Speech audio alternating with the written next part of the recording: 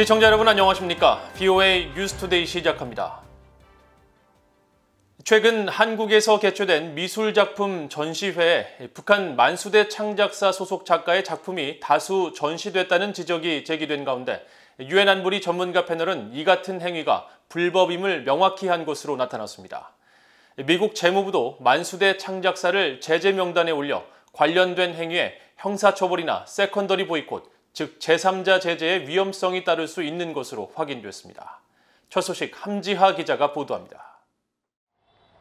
유엔 안보리에서 대북 제재 위반을 감시하는 전문가 패널이 올해 3월 발간한 연례 보고서는 북한의 만수대 창작사 작품의 해외 전시가 제재 위반이란 사실을 분명히 하고 있습니다.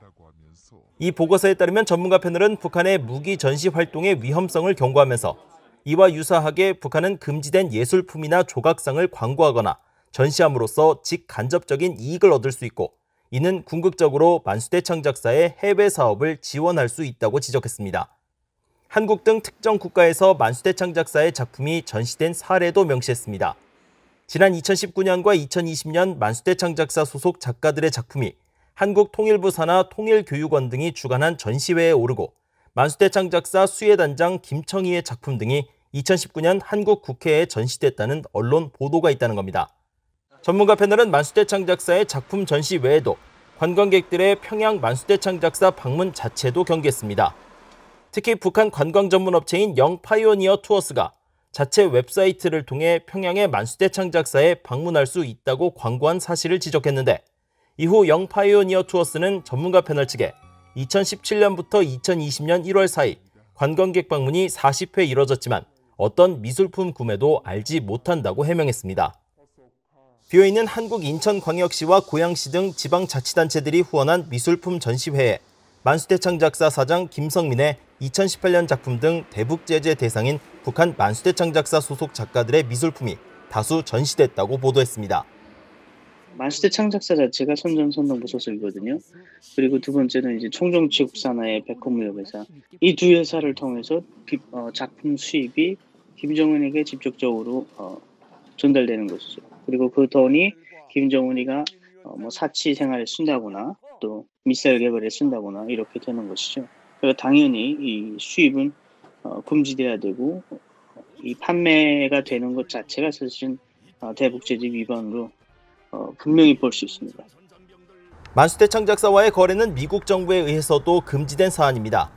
2016년 미국 재무부 해외자산통제실은 만수대 창작사를 특별지정 제재 대상으로 지정해 미국인이 만수대 창작사와 거래를 할 경우 거액의 벌금과 형사처벌을 받을 수 있고 외국인은 미국 정부의 2차 제재, 즉 세컨더리 보이콧을 감수해야 합니다. 재무부는 지난해 발표한 주의보를 통해 북한 등 제재 대상이 연관된 고가 미술품 거래에 따른 제재 위반 위험을 경고하면서 이 같은 행위가 제재 대상들이 미국 시장과 금융망에 접근하는 것을 도와줄 수 있다고 지적했습니다. BOA 뉴스 함지하입니다. 미국 의회에서 북한 등 적국들과 미국 내 대학교와의 연계를 제한하는 법안들이 잇따라 발의되고 있습니다. 북한의 경우 일본의 조선대학교와 미국 대학과의 교환 프로그램을 겨냥했습니다. 이조은 기자가 보도합니다. 미국 공화당 상원의 마르코 루비오 의원과 케빈 크레이머 의원이 3일 미국 내 대학교에 대한 해외 적국의 기부 활동 같은 연계를 제한하는 내용의 법안을 공동으로 발의했습니다. 미국 내 고등교육기관이 해외 적국과 연계된 개인이나 단체로부터 받는 기부금이나 계약에 대한 투명성을 높이기 위한 취지입니다. 법안은 구체적으로 해외 기부금이나 선물 수령에 관한 정보 공개 요구를 고등교육기관 외에도 연구 개발 활동에 관여하는 교수진과 직원으로 확대하기 위해 고등교육법을 수정하도록 했습니다. 또 해외 적국으로부터 연간 5만 달러 이상의 가치가 있는 선물을 받거나 계약을 할 경우 해당 거래 날짜로부터 30일 이내에 연방교육부에 관련 내역을 보고할 것을 요구했습니다. 법안은 그러면서 이런 해외 적국에는 중국과 러시아, 북한, 이란, 쿠바, 시리아, 베네수엘라가 해당된다고 명시했습니다. 적국의 정부뿐 아니라 개인 또는 정부와 연계된 단체가 미국 대학에 기부를 하거나 계약을 맺는 경우에도 정보 공개 의무를 갖습니다. 미국 대학에 대한 연방자금 지원 제한 조항도 포함됐습니다. 하원에서도 지난 6월 데비 레스코 의원 주도로 공화당 의원 6명이 북한 학교 교환 학생 금지 법안을 발의해 현재 외교위원회와 교육노동위원회에 계류 중입니다. 법안은 특히 북한이 지원하는 교육기관과 교환학생 프로그램을 맺거나 이를 주관하는 미국 내 고등교육기관에 대한 연방지원금 제공을 금지하는 내용으로 일본의 제1조선인 총연합회 조선총련이 운영하는 교육기관들과 미국 대학과의 연계를 겨냥했습니다. 법안은 이어 북한 정부와 연계된 조 총련은 일본 도쿄에 있는 조선대학교를 포함해 교육기관 100여 곳을 운영하고 있다고 밝혔습니다. 특히 조선대학교는 2002년 1억 3,240만 엔 이상의 지원금 등 1957년부터 매해 북한 정부로부터 직접 자금을 지원받았다고 지적했습니다. 레스코 의원은 법안 발의 당시 성명에서 북한의 인권 침해를 저지르고 미국 국가안보에 위협이 되는 악의적인 행위자라고 비판했습니다. 레스코 의원은 그러면서 미국 대학들이 북한 정부가 직접 자금을 지원하는 학교들과 교환 프로그램을 실시한다는 것은 용납할 수 없는 일이라고 강조했습니다. VA 뉴스 이존입니다. 토니 블링컨 미국 국무장관이 아시아 정상회의 외무장관 회담에 참석해 북한 문제 등을 논의했으며 한반도의 완전한 비핵화에 대한 의지를 재확인했다고 미국 국무부가 밝혔습니다. 네드 프라이스 국무부 대변인은 4일 보도자료를 통해 화상으로 열린 이번 동아시아 정상회의 외무장관 회담에서 블링컨 장관은 자유롭고 개방된 메콩 지역을 위한 미국의 지속적인 지원을 약속하면서 한반도의 완전한 비핵화에 대한 의지를 재확인했다고 밝혔습니다.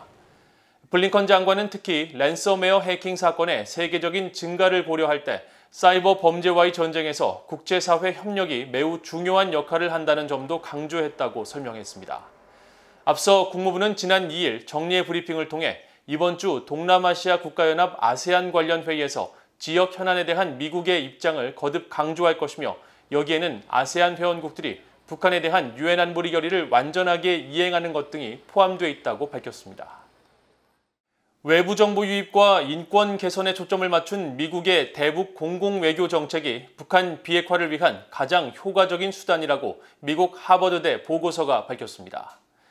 미국 하버드대 벨퍼 센터가 3일 발표한 대북 공공외교정책 제안 보고서는 북핵 위협이 현재 미국이 직면한 가장 끈질기고 복잡한 외교 문제 중 하나라면서 대북 공공외교정책을 통해 북한의 인권 상황 개선과 김정은 정권의 행동 변화 그리고 궁극적인 비핵화를 이끌어낼 수 있을 것이라고 강조했습니다. 보고서는 특히 대북 공공외교정책의 가장 중요한 목표는 다양하고 진실된 내용과 북한 내부로부터 변화를 촉진하는 데 도움이 되는 메시지를 제공하는 것이라며 미국 정부가 북한 내부의 시각을 넓히고 변화를 촉진하기 위해 미국과 국제사회의 가치와 문화, 정책을 소개하려는 노력을 확대해야 한다고 강조했습니다. 보고서는 이어 대북 공공외교정책은 북한 내부 변화에 박차를 가할 수 있는 잠재력을 갖추고 있다면서 유엔 대북제재 결의 등 북한 정권의 행태를 바꾸기 위해 고안된 다른 정책 수단들의 기능을 더 강화하는 데 일조할 것이며 북한에서 미국의 장기적 정책 목표를 달성하는 데 필수적인 도구로 삼아야 할 것이라고 제언했습니다. 북한 당국이 코로나 백신 공동 구매 배분 프로젝트인 코백스로부터 백신을 지원받기 위한 준비 절차를 아직도 완전히 완료하지 않고 있다고 유엔 아동기금 유니세프가 밝혔습니다. 유니세프 대변인은 4일 북한 내 코로나 백신 도입 진행 상황 등을 묻는 VOA의 질문에 유니세프는 세계보건기구 WHO와 함께 코백스를 통해 북한에 코로나 백신이 도입될 수 있도록 북한 보건성과 협력하고 있지만 북한은 이 체계를 통해서는 아직 어떤 백신도 받지 못했다고 설명했습니다. 이어 북한 당국의 국경 봉쇄 조치로 유니세프가 북한으로 정기적으로 보내왔던 다른 백신 배송은 지난해 2분기가 마지막으로 현재 북한에 남아있는 백신 재고는 B형 간염 백신이라고 전했습니다.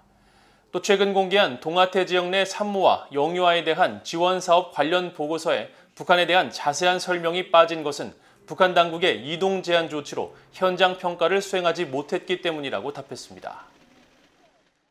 이상으로 VOA 뉴스투데이를 모두 마칩니다. 시청해주신 여러분 고맙습니다.